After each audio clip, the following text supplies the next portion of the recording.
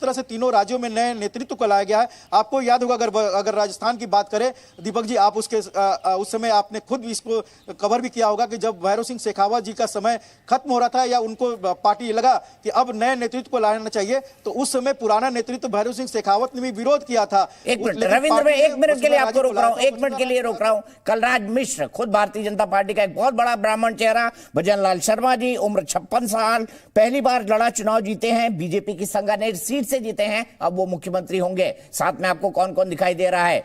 जोशी जी दिखाई दे रहे हैं, राजनाथ सिंह जी दिखाई दे रहे हैं, रक्षा मंत्री जी वसुंधरा राजे दिखाई दे रही हैं, और दिया कुमारी दिखाई दे रही हैं, जो खुद उप मुख्यमंत्री बनी है और जयपुर राजघराने की बेटी हैं। इन्होंने भी जयपुर की एक सीट है विद्यानगर, अगर मैं गलत नहीं हूं तो, वहां से चुनाव लड़ा है। रविंद्र, अपनी बात कंप्लीट करिए।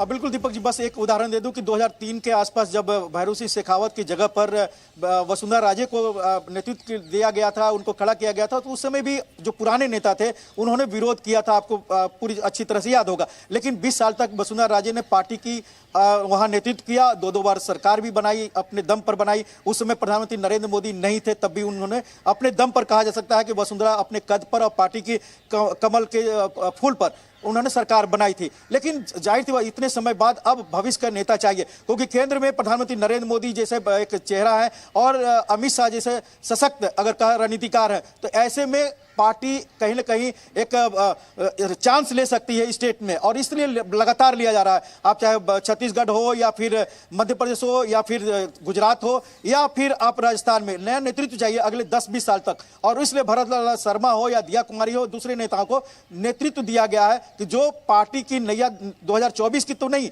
लेकिन आगे चलकर यह नेतृत्व पार्टी को और आगे ले जाए कांग्रेस के मुकाबले में। और यह सही कदम है आज ही, क्योंकि प्रधानमंत्री नरेंद्र मोदी कहते हैं, लगातार कहते हैं कि यही समय है और सही समय है, तो कहीं ना कहीं यही समय है, सही समय है भरतलाल शर्मा, दिया कुमारी जैसे को नेताओं को खड़ा करने का। अब रविंद्र, आप सब लोग, रवि भी मेरे साथ जुड़े हुए हैं, कलराज मिश्र जी बातचीत कर रहे हैं, वहां पर लाइव तस्वीरें हमारे पास आ रही है राजभवन की, भजन लाल शर्मा जी वहां पर बैठे हुए हैं। अब मैं एक बड़ी दिलचस्प बात बता रहा हूं, मेरे जो प्रोड्यूसर है अखिल शर्मा, ध्यान रखिएगा उनका नाम अखिल शर्मा, उन्होंने मुझे अभी एक फैक्ट भेजा है कि 35 साल बाद कोई राजस्थान के अंदर 35 साल के बाद कोई ब्राह्मण मुख्यमंत्री बना है। हरिदेव जोशी आखिरी मुख्यमंत्री थे 20 जनवरी 1988 तक। उसके बाद 2 बार भैरव सिंह शेखावत, 2 बार वसुंधरा और 3 बार गहलोत मुख्यमंत्री बने। तो हरिदेव जोशी के बाद लेजेंडरी फिगर राजस्थान की राजनीति के, उसके बाद अगर कोई नया आया है तो वो है शर्मा जी, हमारे भजन लाल शर्मा जी। और भजन लाल शर्मा जी ने इतिहास रच दिया है भारतीय जनता पार्टी के पूरे इस सियासत के अंदर। अब मोदी शाह बीजेपी का गेम क्या है? राजस्थान में कितने 24 की सत्ता वाया ब्राह्मण, इसमें क्या क्या है? राजस्थान में 7% है, उत्तर प्रदेश में 9